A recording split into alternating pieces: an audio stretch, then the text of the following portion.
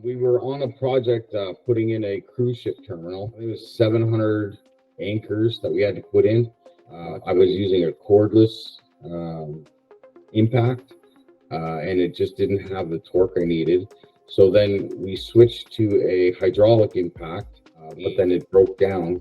So we bought the one from the IW12 impact. I think it was about half the cost, and it basically lasted through that whole project.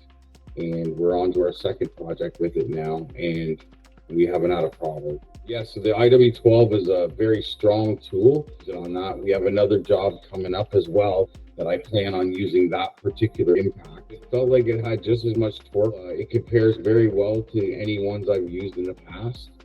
When you compare it to any kind of other hydraulic impacts, it's been fantastic. Just as much torque, really no downside. I suspect we'll be using it 9 days straight, 12 hours a day, and I don't really feel like I have to worry about it breaking. Recommended it to others already.